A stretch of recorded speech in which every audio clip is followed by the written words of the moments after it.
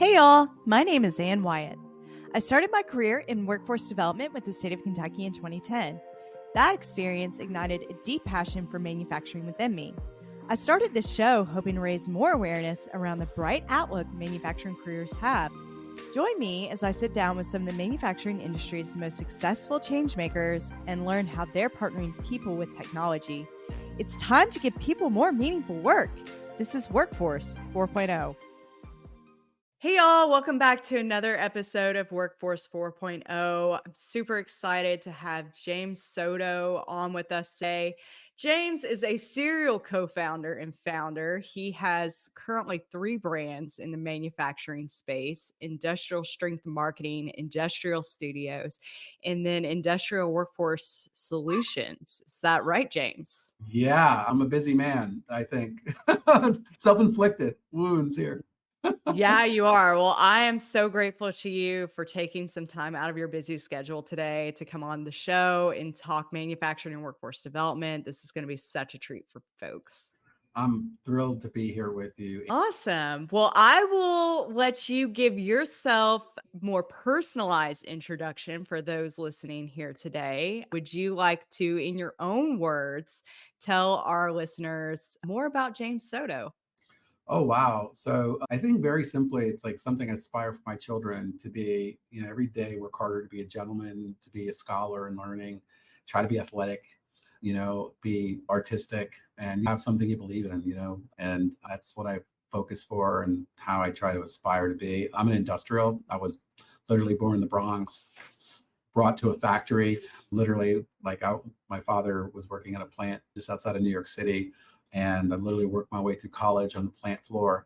My sister became an industrial engineer. I was in digital media and like all the convergence of Google and Yahoo forming in the 90s. And I got recruited by Thomas Publishing, which is ThomasNet, Thomas Register of American Manufacturers, to help them transition from print to digital. And saw amazing opportunity in the market. And I was like, wow, these folks really needed help transitioning from traditional to technology-based marketing. And about 2010, fast forward in the business, the number one Inc. 5000 fastest growing company reached out to us saying, hey, we just moved and we need 160 engineers. And using recruiters at $20,000 a pop was just going to be really tough for us to get them to move. Yeah. They want to move from West Virginia to where they relocated. And we brought in new thinking and marketing and recruitment marketing strategies, before you really saw that, as much, back in about 2010, and built a practice, work with some of the biggest transport companies, literally 1,000 jobs a year type recruitment marketing attribution we have to do. And then around the same time, just about 2012, we got an opportunity and saw this formation of Manufacturing Day. And us being industrials, us being also steeped in workforce and overall marketing, we said, hey, let's get behind this. And we made the biggest donation in our history. And we helped, brand, build, launch, and scale Manufacturing Day with NAM and FMA and all these acronyms, NIST, Manufacturing Institute, and just so many people. And just to see that grow to be literally 300,000 events, hundreds and hundreds of thousands of students, trending on Twitter, and just creating a movement. Now it's really America's Day. It's America's holiday. It's the first Friday of every October. It is Manufacturing Month. And, that's where my story just began with workforce. That's amazing. Well, I mean, you obviously have done some amazing things throughout your career. ThomasNet has been huge for the industry. And if our audience still isn't familiar with ThomasNet, it is a very valuable resource for manufacturers and industrial solutions providers. Yeah, great. It's a go-to tool for me. I use that quite a bit. So it's really cool to see that you're a part of that. And then also Manufacturing Day has just become huge, right? I mean, we are all going to post the first Friday in October. Yeah. I mean, that's like, Yeah. it's like mandatory, right? And then the involvement with the kids and getting the involvement for the school systems to do the tours has been huge, because I feel like we used to do that back in the 90s. So I went on a manufacturing plant tour, I think of like Coca-Cola in Elizabethtown, Kentucky, maybe when I was like in elementary school. But then we like kind of stopped that And then it was a long time before I was back in another plant. And by then, the technology has changed so much. So then it's like night and day, Yeah, right? it's really important because I do believe personally that although we're trying to change perceptions of manufacturing and manufacturing careers, I just think this generation, came up at a different time. So I think we need to transition to creating perceptions and creating experiences. And it's great and it's wonderful. And to your point, seeing and even remembering something you did in manufacturing early on, I actually took my children up to Northwestern Alabama for the best Ah, robotics competition. yeah. And these folks were cheerleading, they were having a blast. It was like a party. And we actually have an episode on it on our YouTube channel. But it was so much fun. My kids were so young and now they're graduating from college, and they just have this great manufacturing story, working in industrial a little bit here and there, doing a manufacturing day event or two. Which, if you're listening, check out a manufacturing day event, mfgday.com. That's It's right. definitely worth doing. And gosh, what a fun thing. Yeah, I think that that's so cool, but it's so important to get kids exposed to manufacturing and like let them see it. And I think that's, a huge part of obviously why I started this show. Yeah. And what I'm so passionate about is listen, we have to show everyone what we're doing. We can't just hide behind our facilities or in our trans parks or behind, gates and not really get the word out there. Yeah. Right. We had to literally build playbooks for manufacturers on how to host a manufacturing day and do it right. Because if you don't do it right, you don't have your vestibule cleaned up, if you don't have access, you don't have a theme and something you're focusing on to really present to these folks and make it fun, it's really a challenge. So that's the good stuff. Manufacturing is great and it's amazing. And getting in the front door is interesting. The one of the things that's really interesting for I think is that we're about 5 years into manufacturing day, and it was just growing and scaling. This is all before COVID, and we want to say, hey, are we moving the needle? And NAM, National Association of Manufacturers, commissioned Deloitte to do a study, and we had apps throughout to get like an appropriate level of relevant statistical study of when these students started.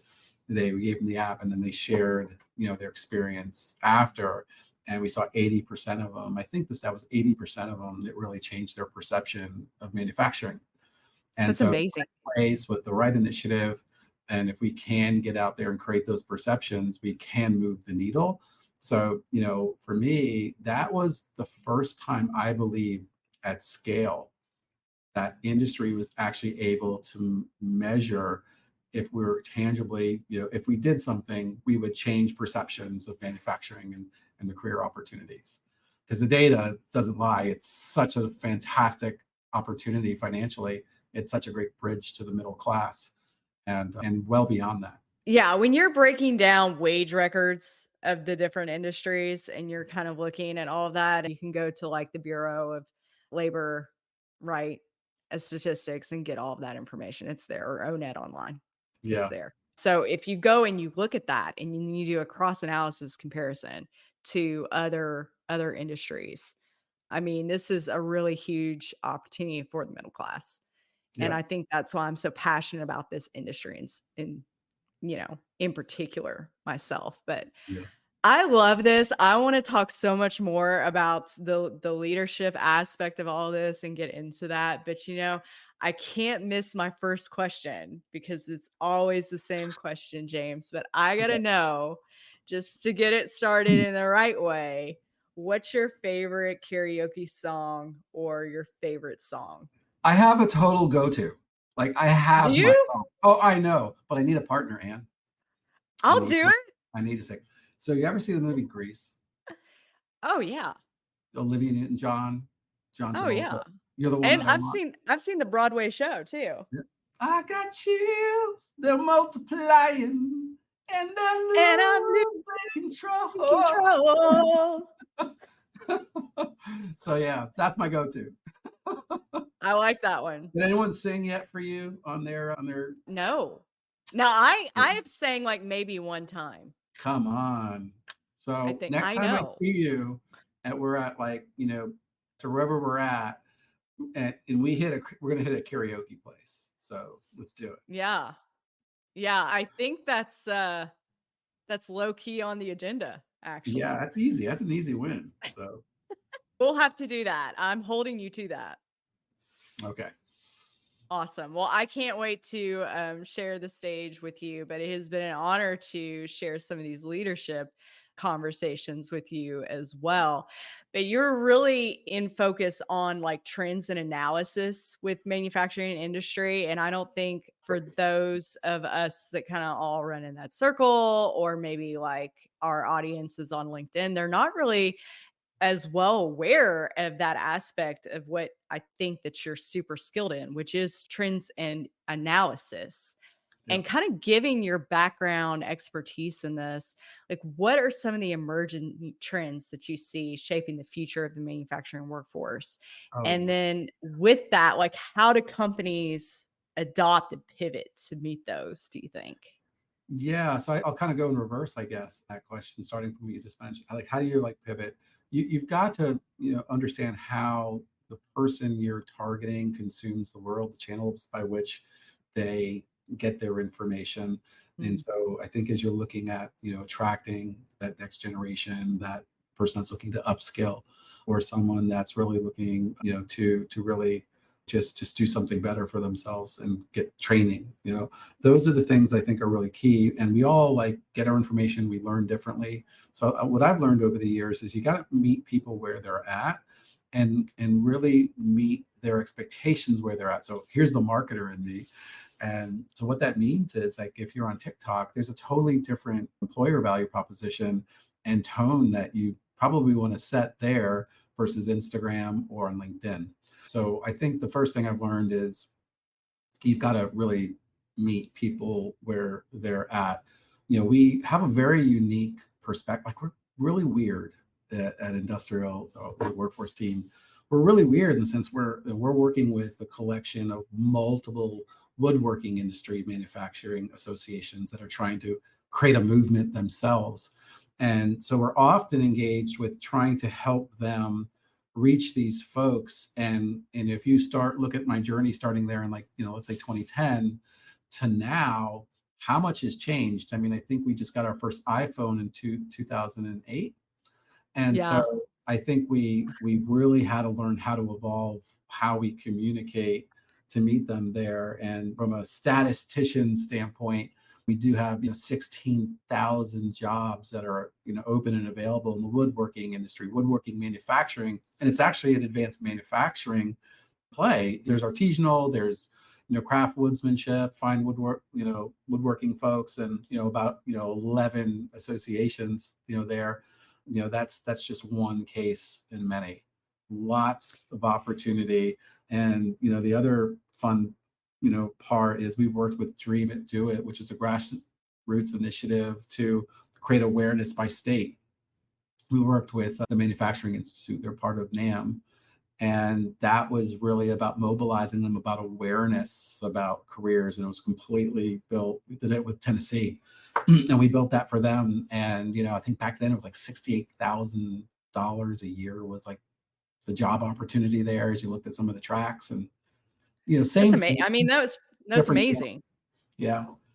So if people really look at the alternate of choices that they have, and I'm particularly interested in going from the poverty line to bridging to the middle class. I think for me, my parents came up in the projects, the Bronx, and multiple families lived together and trying to make ends meet and having that ability to bridge and do something better. And back then, projects were great. My parents, they were new and not a place you wanted to leave and be part of. And so great memories of my family. But I think that's what I look at manufacturing for, because I'm that manufacturing story. I'm the promise of manufacturing. 42 years my father worked in manufacturing for the same Wow. company.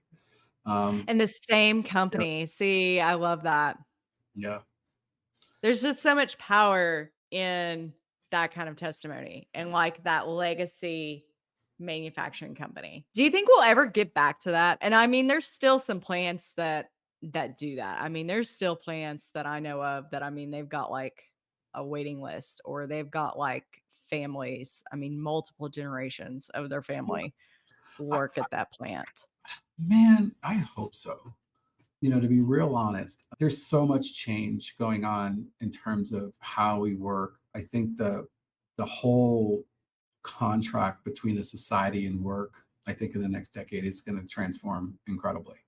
We're seeing that now, just watching some content on what's happening in China with their rideshare. I mean, they have such an oversaturation of rideshare because of the poor economy that there's so much oversupply that they can't even make money. 200 yuan a year. That doesn't even cover their cost of the driving the vehicle and cost.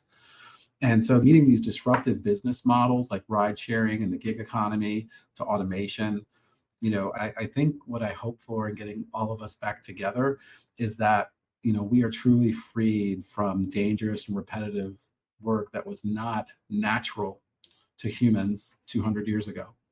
And we Yeah. have to work and we have to labor.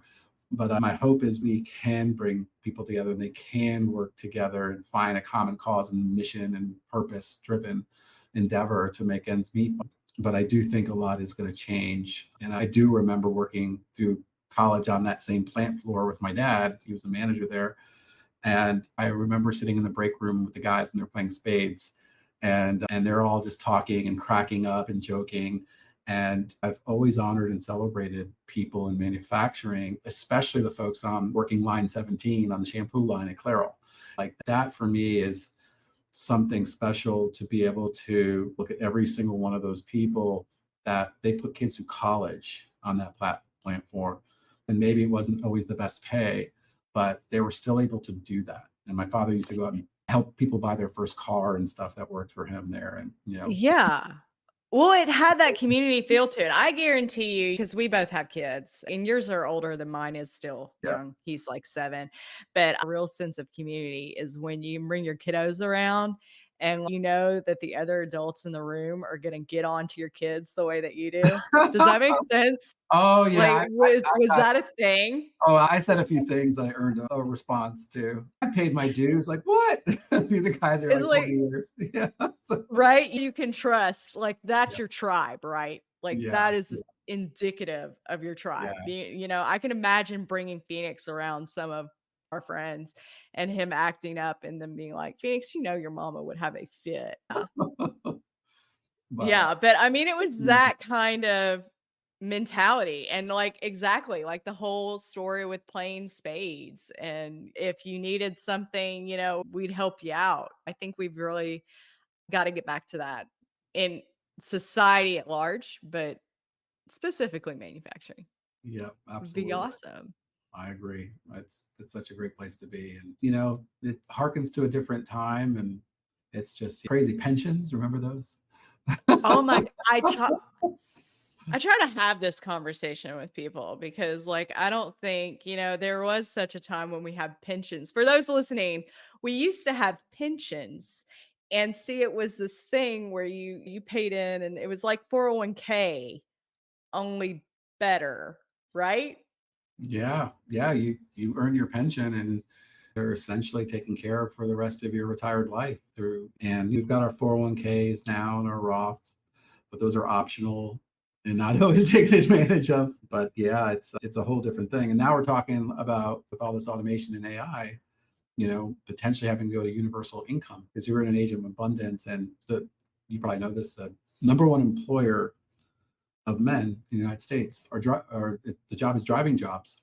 And if we really truly are in a path of transition to autonomous transport, which there's exciting progress with AI right now. I drive a Tesla and I'm seeing zero intervention drive. So imagine when many years from now, the most expensive thing for freight companies are the driver. What if I'm half wrong? It's so disruptive and that's just one industry.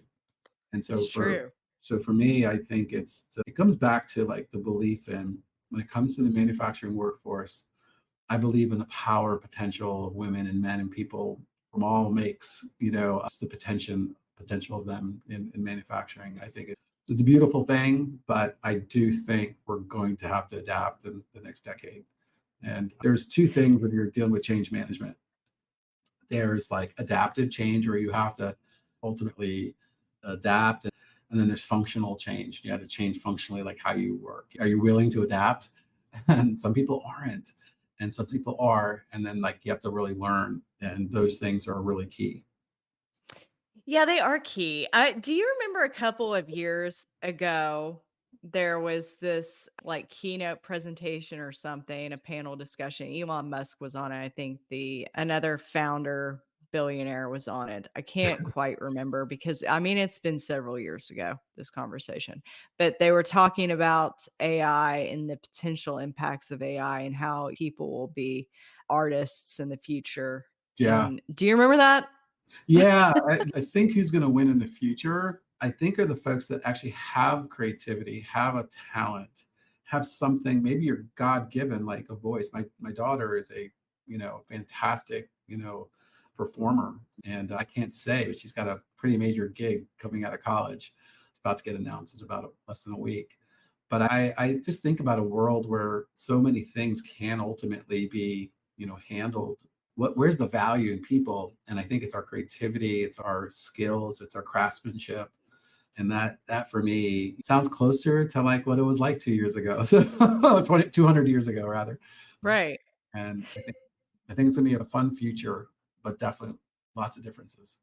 But so you have some more perspective though on this, right? Because you founded Nashville Makes. And really, I think when you get into like for me in Bowling Green, I don't think Kentucky, I don't think we had like a big makers community per se. But now in Huntsville, I have slowly but surely been exposed to these makers groups where they're smaller entities, they're Yeah. 3D printing, they're doing all kinds of really cool stuff. And it's got more of that artisanal flair to it, Mhm. like artist flair to it. Yeah. So can you tell us like what is that like and where do you think industrial makers Yeah. will have a role in that future Yeah. of work? Well, there's the Urban Manufacturing Alliance, which is these maker, like Nashville Made is like one of them. And the mission of Nashville Made is to make way for makers and manufacturers in Nashville. And the big issues that cities have is that the cost of real estate and facilities, having designated multi-use, mixed-use industrial zones or just pure Uh-huh. industrial. So there's the land side of it from that standpoint. And then all the way down to like, how do you get that craft maker that wants to like be a cut and sew person that makes, clothing products all the way through. Like I make cakes and now I want to learn how to take them to market, how to get them in Whole Foods market and the business side of that. And so, people have different aspirations. Some people just want to be known to do one-off craft things. Like let's say I'm an iron worker or I make custom, re-engineer products like musical equipment. That's the kind of stuff where I love unleashing that creativity. And I hope not everything is just mass produced in a factory. Because I think what some of the most beautiful things we make are handmade. And I don't see that going anywhere because it's just so therapeutic and enjoyable to do. Right. No, But yeah, really. yeah, Nashville Made is really, for me, a labor of love. But all these people have different wants out of what they do as makers. And some people want a business, some people want a business that scales, some people just want a hobby. But I think that's such a cool avenue for manufacturing, Yeah, like the industry, yeah, because you do think about when you think about manufacturing, I mean, of course, your first thought is, okay, Trains Park, industrial site, facility. Yeah, I haven't had anyone on the show before that can really talk about greenfield sites and what yeah, that looks like and like area industrial authorities and development and what that kind of project looks like, and then the yeah, access to the utilities, and then the access to rail, and yeah. then what all goes, Yeah. what all kind of goes into that. Yeah, well, that's part of like urban planning. So, our building, we're in the historic packaging plant here, and we're part of one of those, greenfield properties. And for us, it's interesting because when we created Nashville Made, it started with a public-private partnership and a B corporation we created. And what it was really cool about is we were bringing the craft brewery companies in. We were bringing the mayor's office from urban planning and different incentive programs they had about around affordable housing. We were bringing up the question like, hey, are we just going to let all of these great places in historic, the industrial Germantown community be converted to apartment buildings? How do we find new classes for zoning? How do we provide pathways for people to learn and take sewing courses and classes? How do we bring all these constituent stakeholders together? And what was really amazing is when we had the meetups, because we even had them here and had about 100 people, and everyone's I wonder how like artisanal craft batch maker types are going to get along with the industrial manufacturing types. Yeah. We were Curious. so tickled and how they hit it off. They were swapping cards. Like, oh wow, I need a fabricator. Can I tour Animax, which creates the huge like robots for like amusement parks, and the one that was on Jurassic Park, like one of the more famous ones out there. We're bringing young fabricators in because they were looking for talent, for costume making, for animatronics. And these folks were just hitting it off because they had a core passion, knowledge, and skill for their hands, for engineering, for essentially the elements of making things. And that's what I think was the biggest takeaway from Nashville Made, and I think some of these other urban manufacturing initiatives, is that when you get the band together, they have a lot of common interest. And we brought on a sponsor company called JPW Industries. And if you're in woodworking, you'll know their brands like Powermatic and Jet and things like that. And it turns into business too. And as a matter of fact, that's a client of Industrial. And it just like we actually got business because of it. And we have that hopefully in mind, but we're purpose driven. Again, this was all volunteer and purpose driven stuff. And I think you've got to be willing to make that investment with the understanding that goodwill will make good things happen. I just love that. I mean, everybody kind of gets together. You're kind of like nervous about it first. Everybody gets together and just starts nerding out, like finds that common ground. That's really what it's all about, right?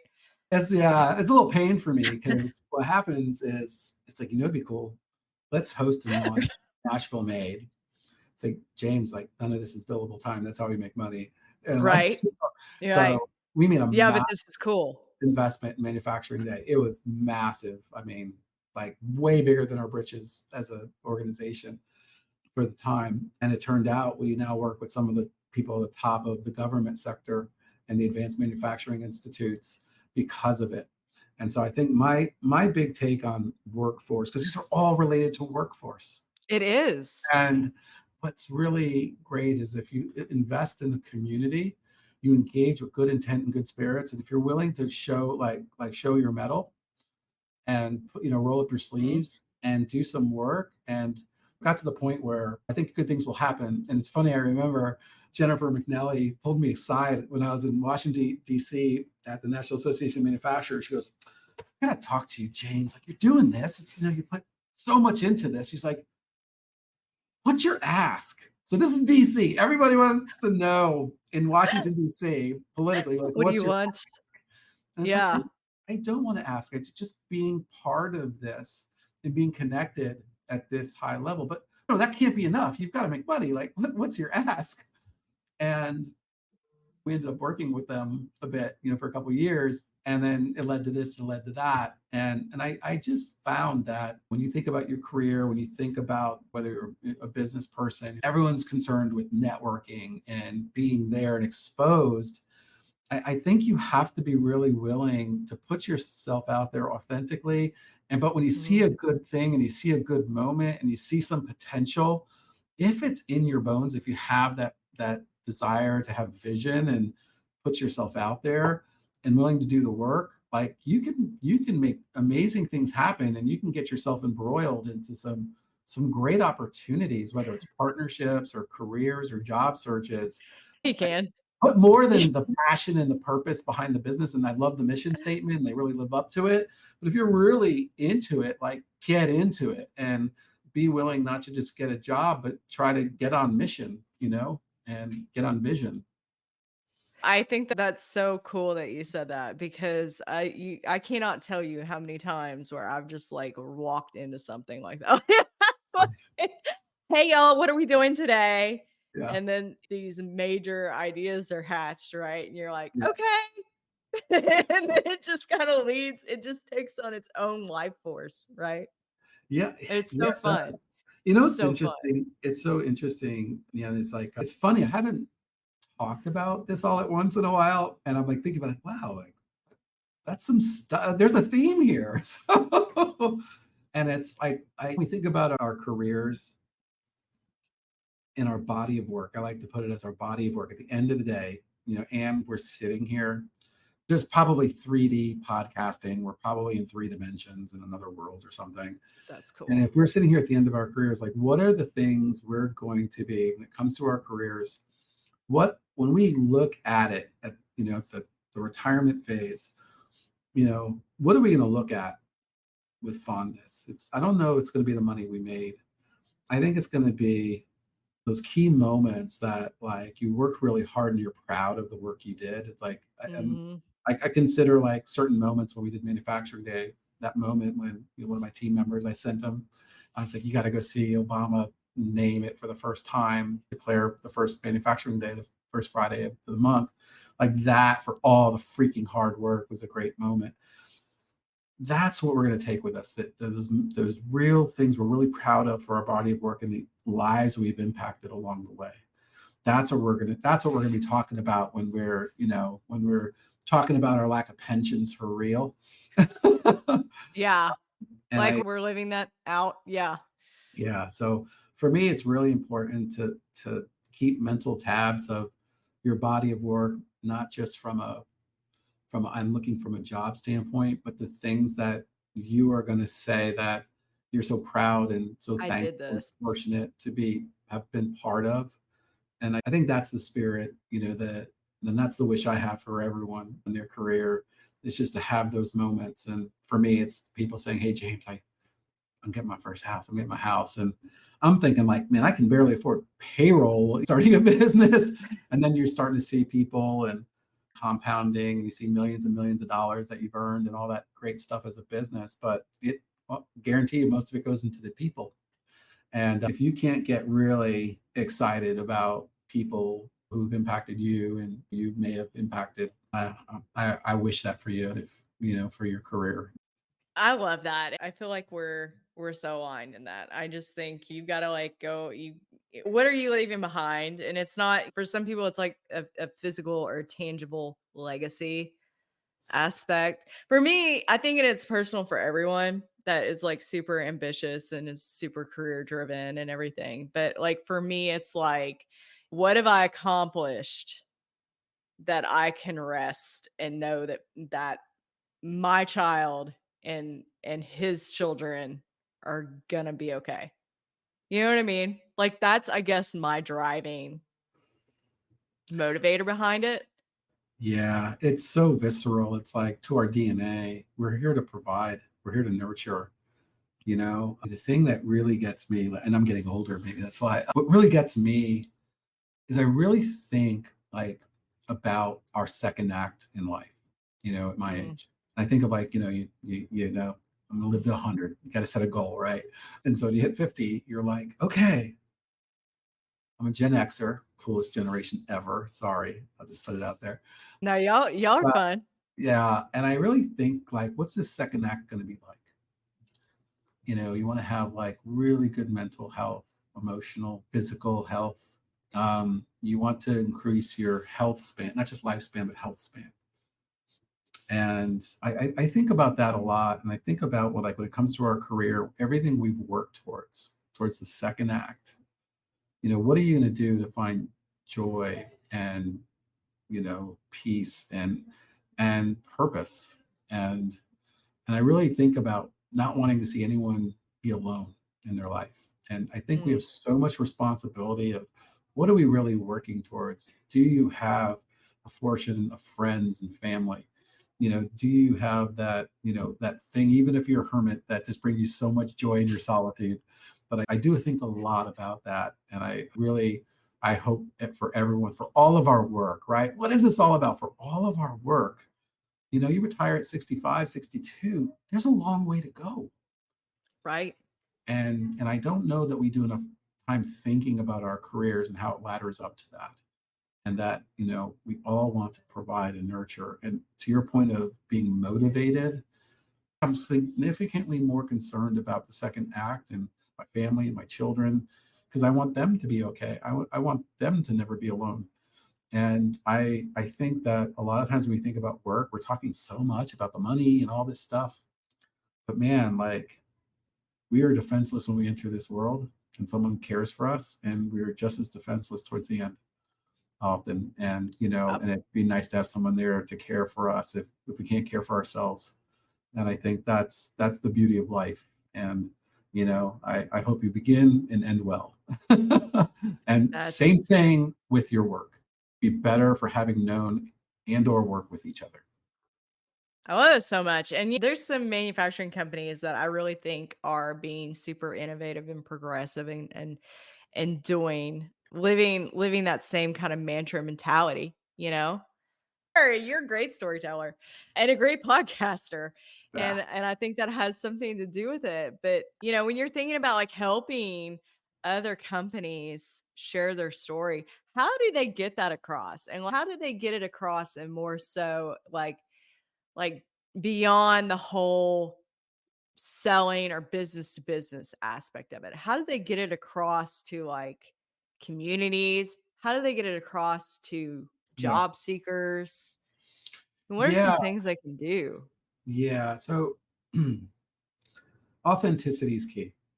And it's very hard. And often, even though you may have a real purpose, a real mission, let's say core values, core values are really key, because I think those are the things that help guide us, that shows who, like, what embodies us. Often when we do brand workshops or employee value proposition work or employer branding, but when we're getting down to the core values, it has to be embodied by the leader. And by the way, as leaders, we're inbounds and out of bounds of our core values. It's really a tool we use. And so I think if you're going to go out, to your point, to the community, and you're going to reach out, I think it's key to know who you are, where you're going, and how you're going to get there, and what are your mission, vision, and values. And so for me, I think if there is a clear vision for an organization, if there is a purpose statement or cause that you have, I think the work you have to do as an organization is to really understand, those things, but also your core values. So our core values is that it's a manifesto, but essentially we work for life. We don't work, no one works for me. They work for their family, the people they love, the causes that are close to their heart. Our company, we actually believe that, we are ultimately responsible for our growth and development, but we have to help people be better for having known and worked with us, and that you have to do the things you're passionate about.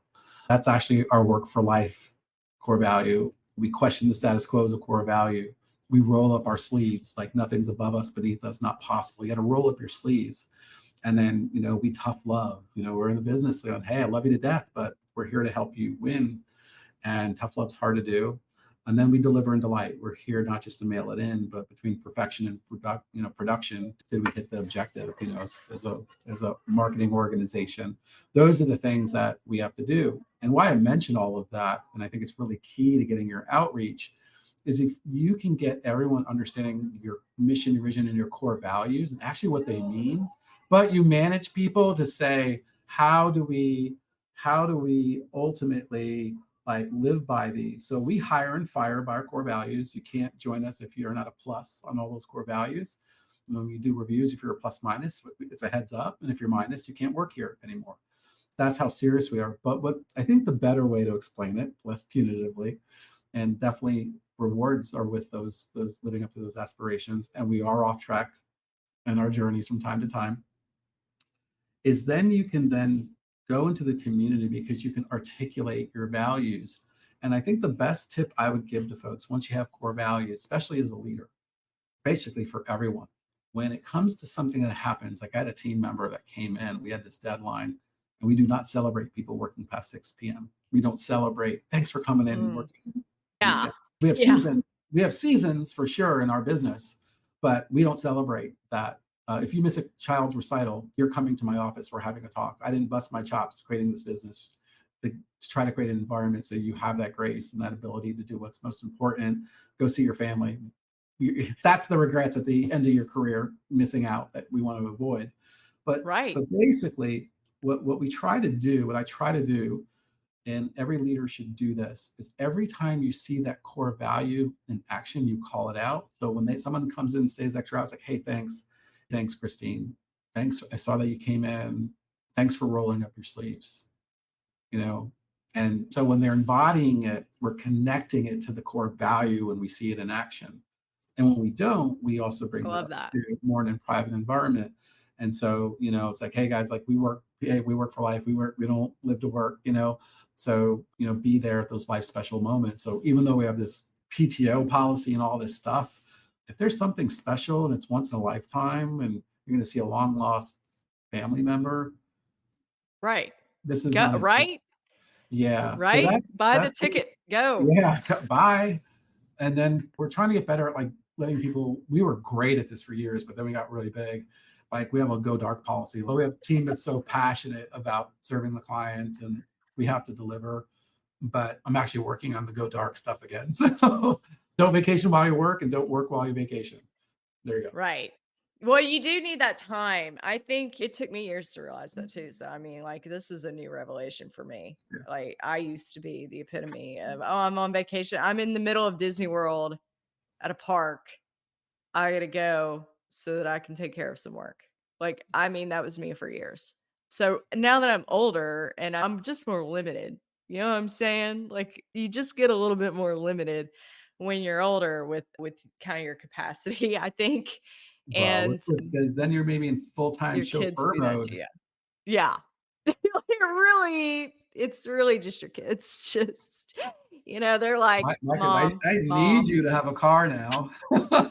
So you got to run and do all that. So you're limited and you understand the value of your working hours and your after hours. I think Phoenix has been very good at at creating that awareness within me.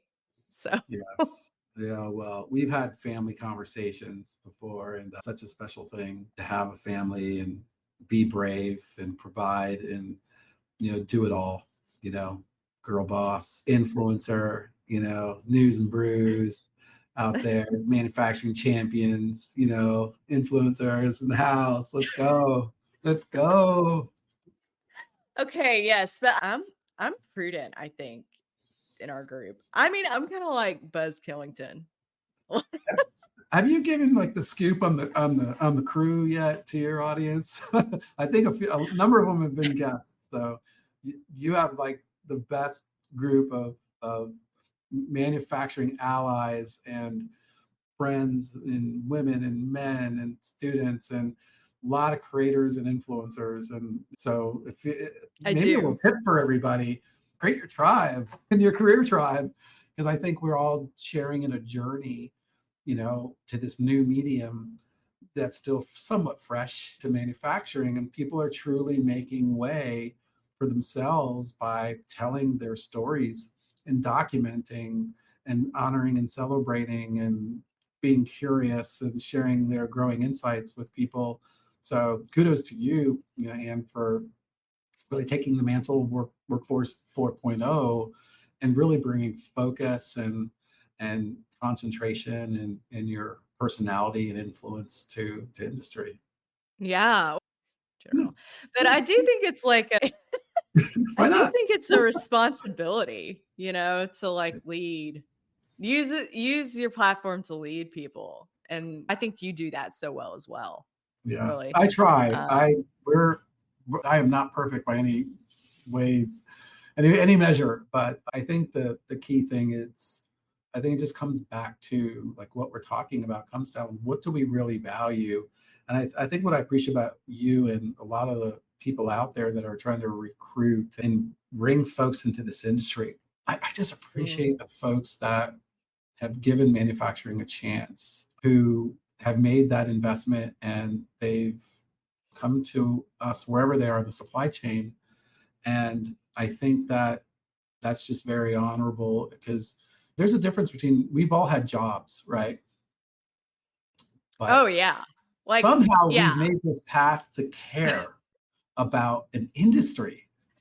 And I think that's maybe a question. It's like, why should we care? Like, why should we care about this though? And I think Yeah. that's all those things you mentioned. Like, it's the people, it's the fact that in 2022 we got together for a long time since COVID, and it was like I called it like a friend around every bend. And we were at McCormick Place, and I felt like that was the homecoming for manufacturing, at the IMTS Plus Creators Lounge. And I think that's where we met for the first time. And I think, were you there? I think were you there in Chicago, McCormick Place? I think, honestly, I think I missed that event, Yes. but I Well, we was caught you in at, March after that. We caught you after the new year well, for yeah, we manufacturing. went to Manufacturing Champions and we did that. And then, yeah, News and Brews was awesome. I love Jim too. Yeah, I just love yeah, Jim. yeah. That was Um, we hosted with Informa Markets Engineering. They're the biggest trade show conference holder in the world. yes, That's they do crazy. they do shows internationally. Yeah, it Yeah. is. It is. It's Yeah, I really wish I could tell you cool. some things about what we're up to, but I can't yet. We'll catch up at IMTS this year. Yeah, it's gonna be good. So Jim Olin, shout out to Industrial Studios, telling the stories of the next wave of the Industrial Revolution. They're great. And you've been so helpful in the News and Brews work we did at IME West out there in Anaheim, and bringing the workforce experience. And I think at the end of the day, for our careers, it's these relationships we make along the way. And I'll say this to you because it was said to me, we may not always work together, but we'll always be friends. And I think that's what I'm looking for. And the gentleman who said that to me is Randy Bro, and he's the president of Genuine Parts Company, and he was with Baldor, ABB Baldor, and then he was the president of Motion Industries. and Mm. and he's just a friend for life. And I think that's what I really cherish. And I know we're going to keep in touch. For sure. James, I really appreciate the conversation today. But for those listening, do you want to tell us where the best point of contact is for you? How can we get a hold of James Soto? Oh my goodness. Well, I'm very fortunate enough to have a great team at Industrial Strength Marketing. We're in the industrial family of brands. You can find us at industrialstrengthmarketing.com. You can find the great, wondrous, and just excitingly entertaining folks from Industrial Studios at industrialstudios.com. And we are launching industrialworkforce.com. And we treat them all as very separate, specialized disciplines, as separate business units. And so whether it's addressing the next wave of the industrial revolution's workforce, to just making marketing the strength of your business, like, we just are fortunate enough to have great friends like you and people from time to time we can help. So thanks for the acknowledgement. That's how you find me. Awesome. Absolutely. Well, thank you, James, so much. I appreciate the conversation. It means a lot to me that you came on the show today. And for those listening to Workforce 4.0, get in touch with James Soto and learn more about all of their awesome solutions. And we will see you all next week on Workforce 4.0. Thanks, Ann.